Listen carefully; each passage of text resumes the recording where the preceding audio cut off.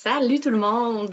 On vous souhaite la bienvenue, Stéphanie et moi, pour cette vidéo sur le livre Le grand virage de l'humanité de Philippe Guillemot. Salut Stéphanie! Marie-Ève, écoute, merci de la recommandation de lire ce livre-là.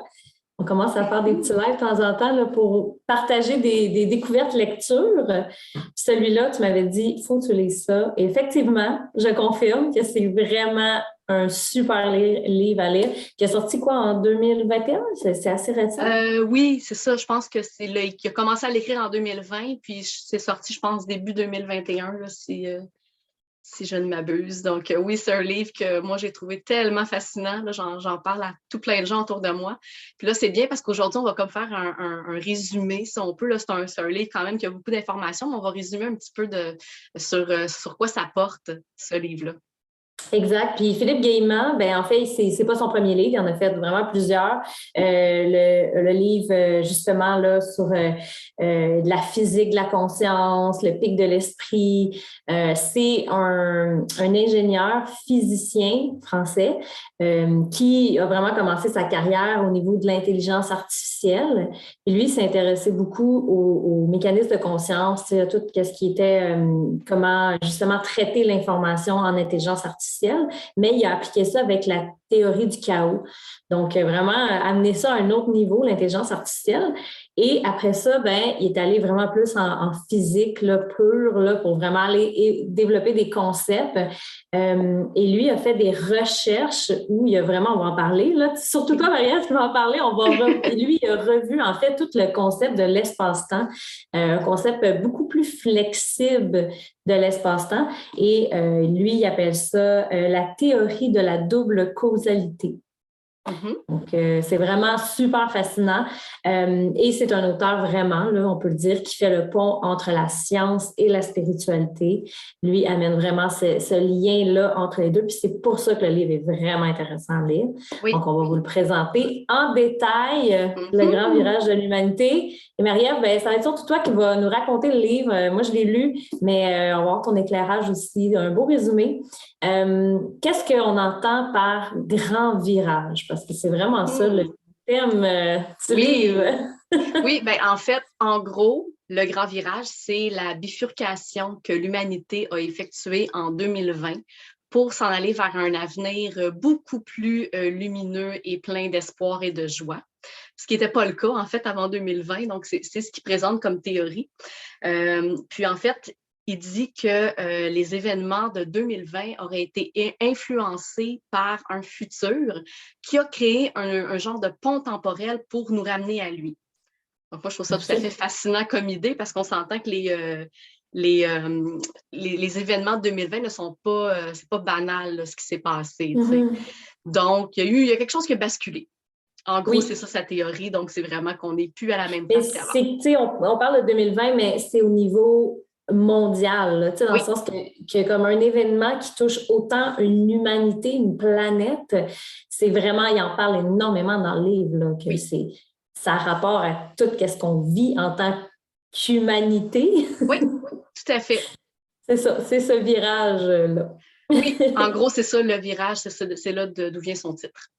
Oui, puis dans le livre, il parle vraiment comme des notions de futur et il va souvent utiliser des branches, tu sais, comme il y a des chemins différents qui pouvaient être pris.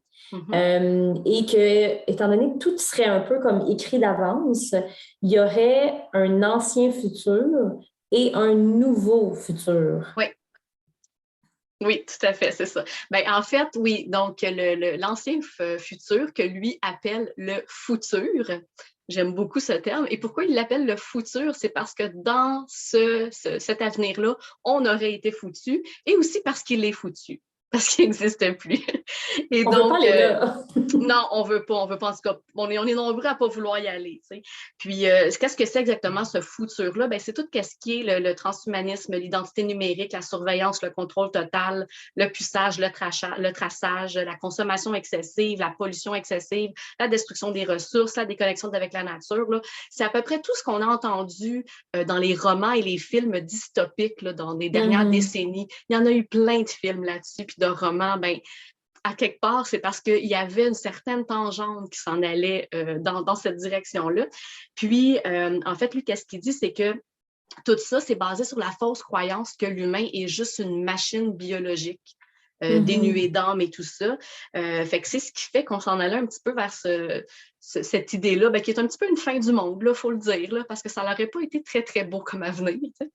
Puis déjà, je tiens à faire une parenthèse là-dessus, c'est que qu'est-ce qu'on dit là, c'est même pas, c'est pas du tout des théories du complot parce que il existe beaucoup, ça a été, disons, dit de manière ouverte que c'est des directions. Là. Il y a un site du gouvernement du Canada, pour ceux qui veulent aller le voir, qui s'appelle horizon.gc.ca, qui fait un peu peur, je vous dirais, parce qu'il parle de convergence bionumérique et de tout ça. Puis c'est comme, attends un petit peu, là, personne ne me consultait, moi, pour savoir si je voulais me faire transformer en machine. Donc, c'est déjà présent dans la mentalité. Donc, c'est pas de la science-fiction, il y avait un chemin qui s'en allait vraiment vers ça. Donc, et on est en droit de se questionner à savoir est-ce que c'est vraiment une bonne idée d'aller là, tu sais. Donc, c'est ça que on est comme au début de tout ce transhumanisme-là. On est au début de l'identité de l'homme amélioré. Et on se dit, oh, attends un peu. Tu sais, déjà, ça soulève des questions d'éthique au début. Oui. Et on s'en va vers là ou pas. Ouais. Oui, mais là, c'est ça. Exactement.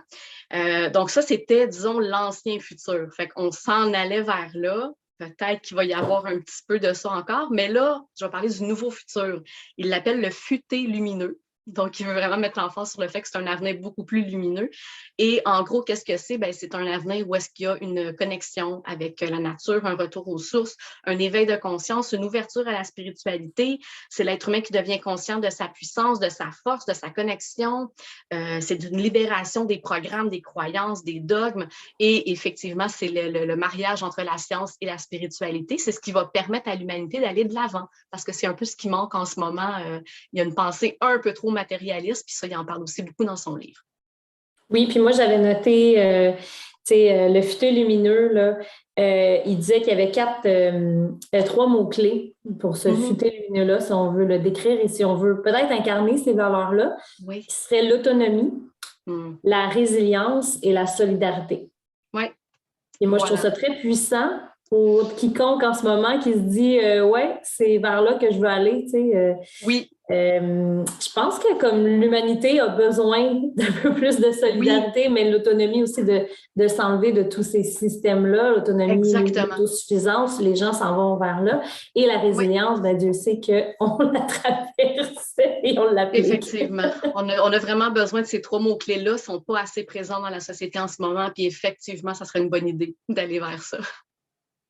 Exact. Puis il en parle énormément dans le livre. On ne peut pas passer à côté du virus, on ne peut pas passer à côté du vaccin parce que c'est mondial, c'est vraiment important.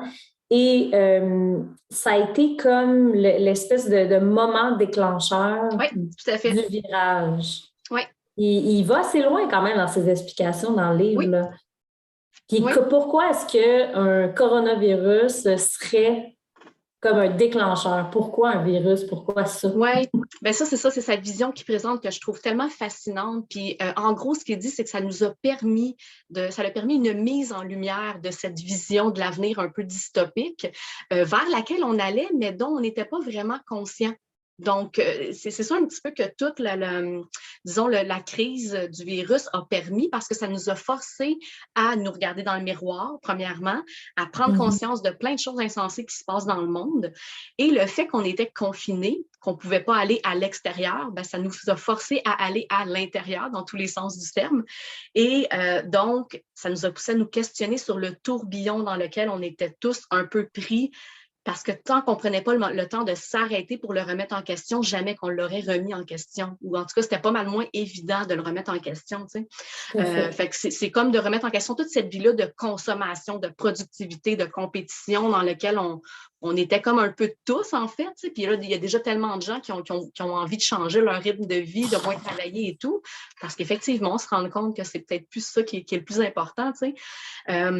Puis l'autre point qui amène, mais c'est le fait qu'il y a tellement eu de choses absurdes qui se sont passées depuis 18 mois que ça aussi, ça a poussé beaucoup de gens à se poser des questions, à remettre les choses en question parce que, encore là, c'est même pas une question de débat là, entre les différentes positions qui a pu avoir lieu. Tout le monde peut être d'accord pour dire qu'il y a eu des affaires qui n'avaient pas d'allure.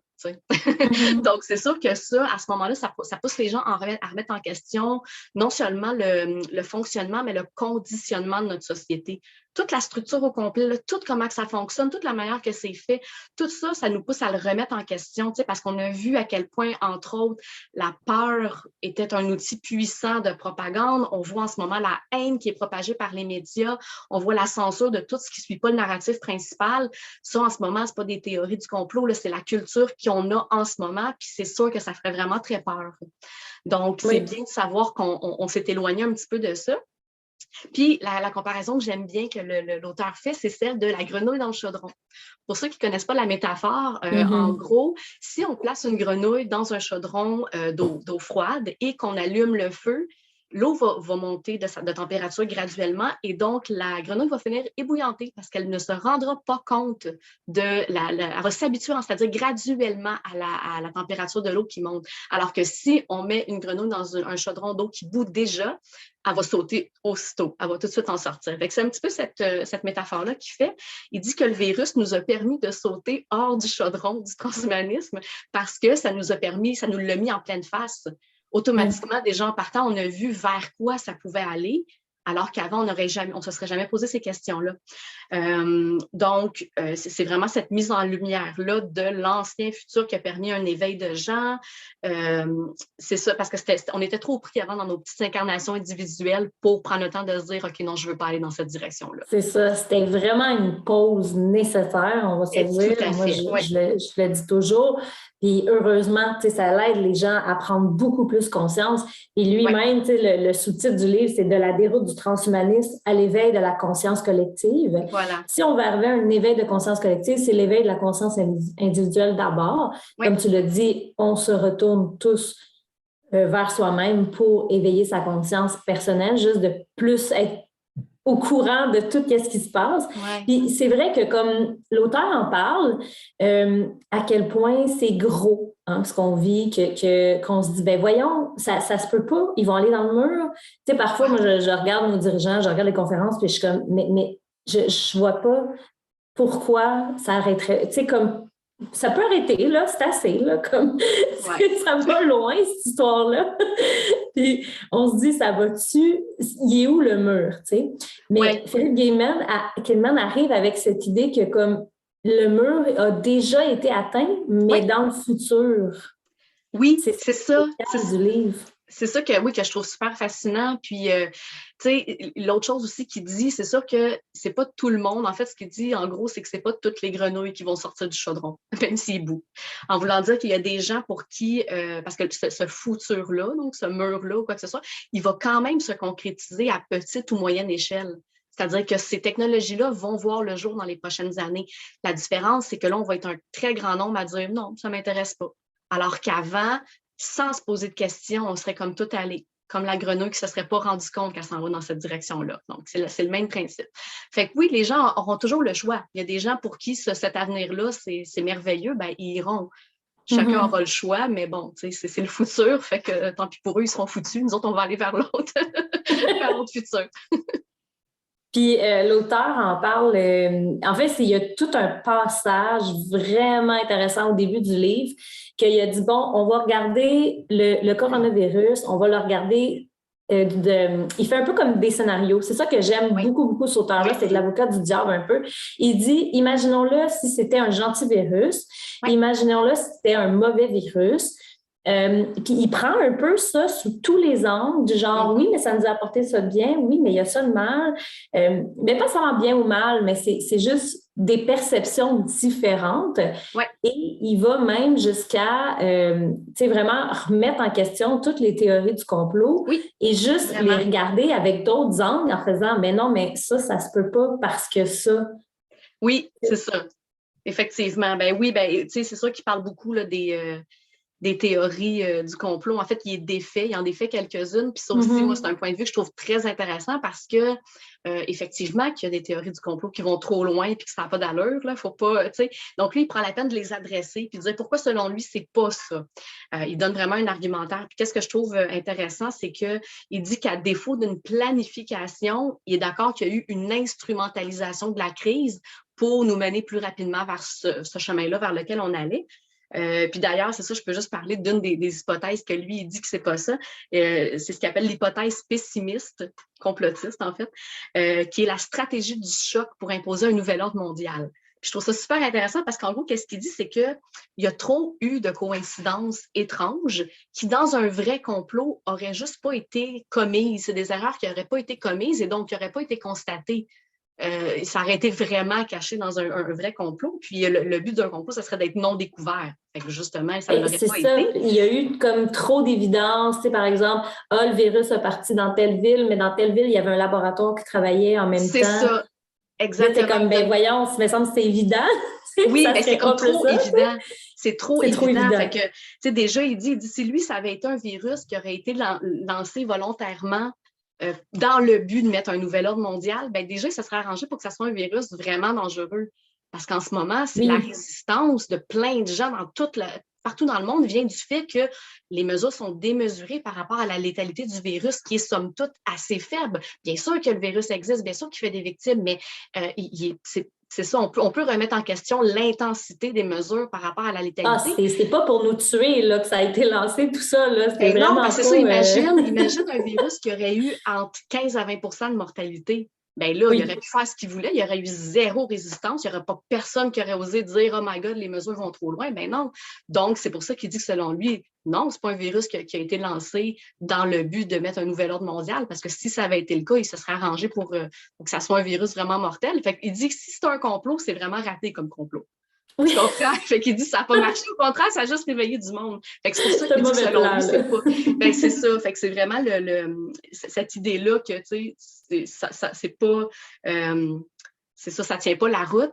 Puis l'autre point qu'il dit, puis que je trouve quand même intéressant, c'est qu'il dit que les gens qui sont peut-être un petit peu trop pris dans les théories du complot, ben, à quelque part, ça risque d'être l'avenir qu'ils vont créer pour eux-mêmes.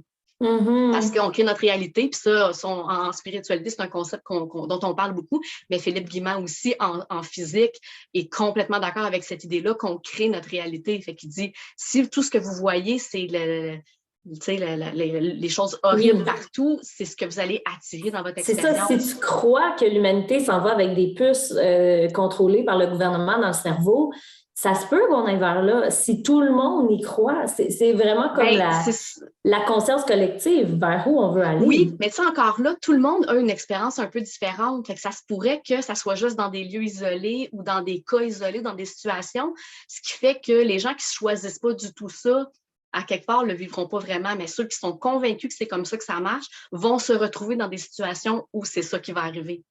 Parce que, comme je l'ai Exact. mentionné tantôt, il va arriver un petit peu, là, ces technologies-là vont voir le jour. Ils vont peut-être être, obligatoires dans certains contextes. Ben, nous, on va s'arranger pour ne pas être dans ce contexte-là, mais si quelqu'un est convaincu qu'il n'y a pas le choix, c'est toute l'idée qu'on crée notre réalité. Oui, Donc, il puis faut faire c'est attention à très ce qu'on veut créer. flexible, cet espace-temps-là. Donc, Oui, l'espèce de virage qu'on en parle depuis un bon bout de temps, la oui, 5D, hein, tout ça, qu'il y aurait comme un shift qui se passe. oui. Ben, c'est très comme... C'est dur à expliquer, puis c'est dur à comprendre qu'il y a des chemins possibles différents pour différents individus Oui, qui ne vivront pas la même exactement. expérience de la On même... vit déjà pas la même expérience, personne. Exact. Mais c'est ça, Oui. les principes de physique, c'est pas linéaire, c'est pas unique. Non, c'est ça. Puis ça, c'est l'autre point, en fait, là, que je trouve super intéressant. C'est justement quand il parle du temps. Tu sais, dans le fond, lui, il dit que c'est la théorie de la rétrocausalité. Ça, c'est le nom qu'il donne au fait que le futur influence le passé. Mais ça s'appuie sur le fait que le temps n'est pas linéaire, le temps n'existe pas, dans le fond, tu sais. Fait que c'est sûr que lui élabore énormément sur cette théorie-là. Fait que je ne vais pas trop élaborer dessus parce que la vidéo va durer 3 heures. Là. Mais c'est vraiment cette idée-là que le futur peut influencer. Puis ce qui est drôle, c'est qu'il parle aussi du fait que l'ancien futur aussi, qui est comme en ce moment en train de se débattre pour sa survie, influence aussi plein de choses absurdes qu'on voit en ce moment. Fait que c'est ça qui est super intéressant. C'est comme qu'il dit non, toutes les affaires ridicules, ben, c'est pas à cause de complot, c'est parce que c'est l'ancien futur qui se débat. Parce que dans l'ancien futur, ça aurait eu sa place, tout ça. Et c'est ça aussi que je trouve intéressant, c'est qu'on dirait que c'est un combat entre deux lignes de temps, puis ça rejoint tellement de concepts en spiritualité dont on a déjà entendu parler. Puis moi, ça me fait penser à la Nouvelle Terre de Dolores Cannon.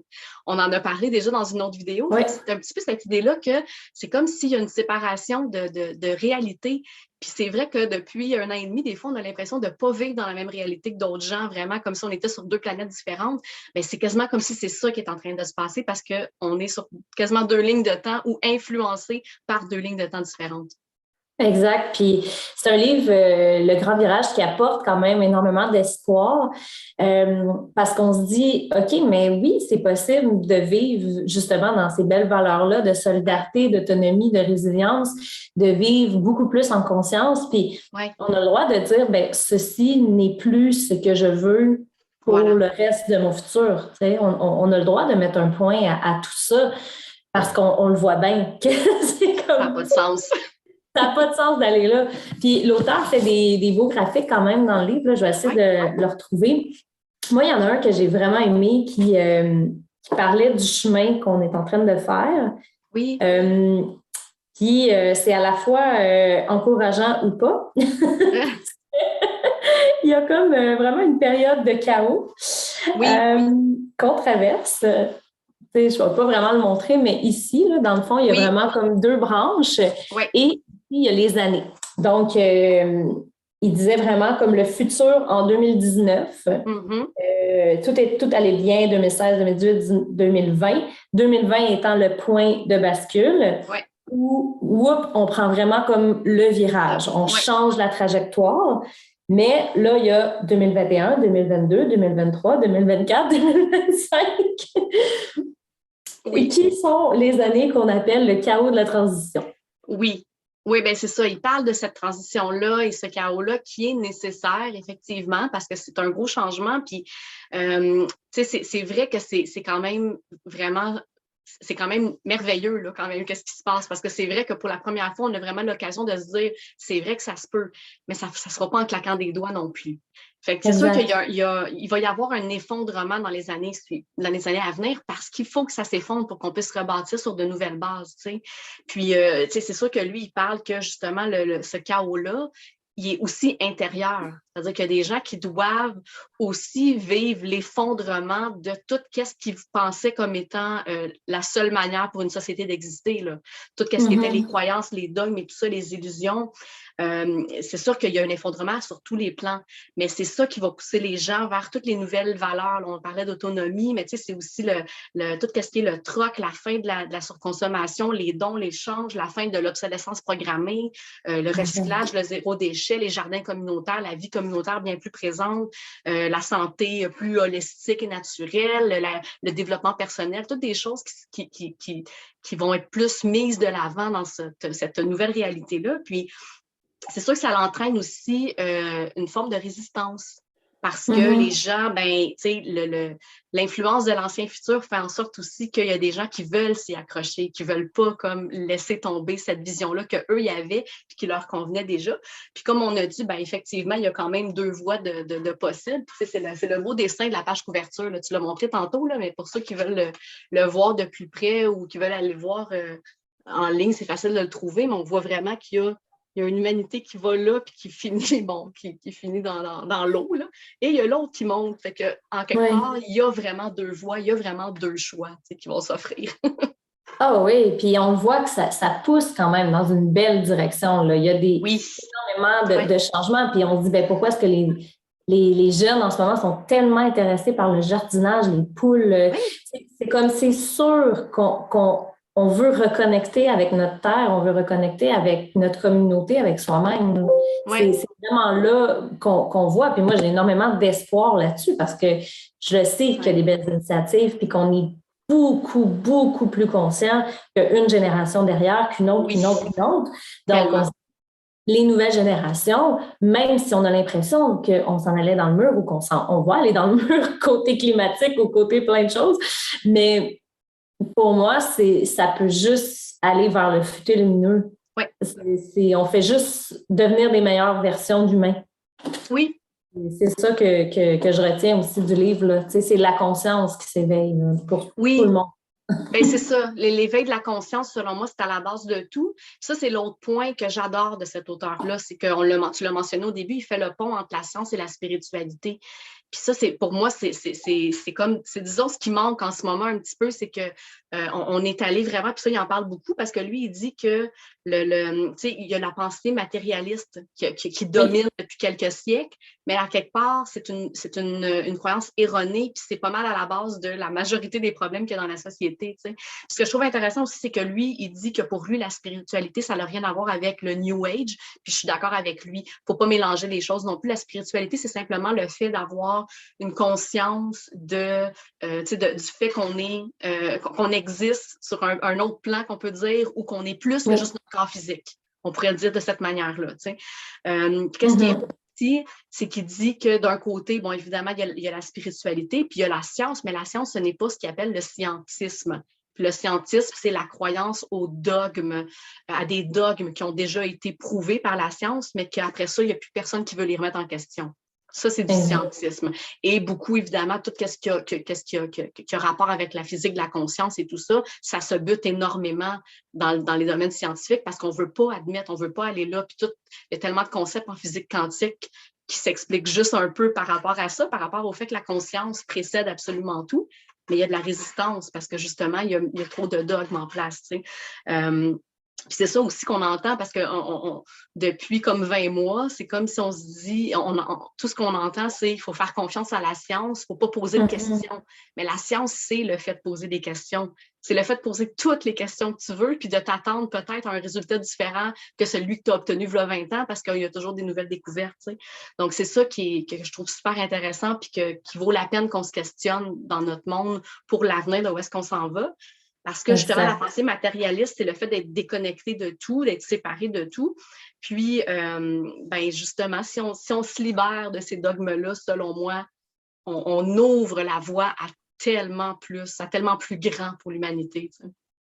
Vraiment, tu l'as vraiment bien résumé. Puis Philippe Guillemot, c'est un pionnier là-dessus, là, de la physique. Il y a vraiment son livre La physique de la conscience. Oui, c'est ça. Il y a écrit un livre qui s'appelle Ce n'est pas un illuminé non plus, c'est quelqu'un d'hyper scientifique. Il a travaillé en intelligence artificielle, fait qu'il il connaît les deux côtés. Oui. Donc, en gros, c'est un livre qu'on vous recommande de lire. Oui. Et j'avais envie de partager un petit passage de la conclusion qui serait comme c'est pratiquement poétique ce qu'il a écrit, parce que c'est quelqu'un qui écrit énormément aussi, hein, un peu partout. C'est dans l'émission Les Mondes d'après, il avait dit « N'oubliez jamais qu'au sein du multivers, le futur que nous allons vivre est adressé par nos pensées via la vibration de nos émotions. Vibrez la joie et la puissance de l'être souverain. Vibrez des projets solidaires, autonomes et résilients. Rêvez de rejoindre des initiatives innovantes et créatives. N'oubliez jamais qu'on ne crée pas son futur avec son mental, mais avec son cœur. » Voilà, c'est tellement bien dit. Puis je trouve ça extraordinaire parce que justement, ce pont-là qui fait entre la tête et le cœur, le mental et l'intuition, ben c'est ça justement qui manque en ce moment. Puis c'est de ça que l'humanité a besoin. C'est sortir du mental, aller dans l'intelligence émotionnelle. Ouais. C'est vraiment ça qui parle. Au final, en conclusion, c'est que c'est ce qui manque en ce moment. Plus de conscience, plus d'intelligence émotionnelle. Exactement. De rayonner tout ça ensemble. Oui, c'est ça. Donc, moi aussi, je recommande fortement ce merveilleux livre. Évidemment, là, on en a fait un résumé assez rapide, mais il élabore tellement plus sur tous les concepts. Il y a des chapitres qui sont un petit peu plus poussés en termes de description de concepts de physique quantique, mais il dit lui-même qu'on peut sauter ces chapitres-là si on trouve ça trop difficile à comprendre. Ça n'empêche pas de comprendre le reste du propos. Mais pour des gens qui s'intéressent un petit peu à tout ça, c'est vraiment intéressant de le voir. Il a écrit d'autres livres aussi que je vais peut-être lire. Là. Je sais que ces autres livres, il paraît qu'ils sont encore plus poussés, qui sont encore plus, ils sont peut-être un peu plus difficiles à comprendre, mais ils doivent être très intéressants aussi pour toute cette idée-là de la physique de la conscience. Oui, puis je recommande une lecture qui fait du bien. Donc, si vous avez des suggestions de lecture de projets livres, Mariam et moi, on va continuer à enrichir notre bibliothèque de beaux trésors comme ça. Puis, on va se revoir pour une prochaine vidéo. Oui, ben merci Stéphanie. Merci. Bye bye.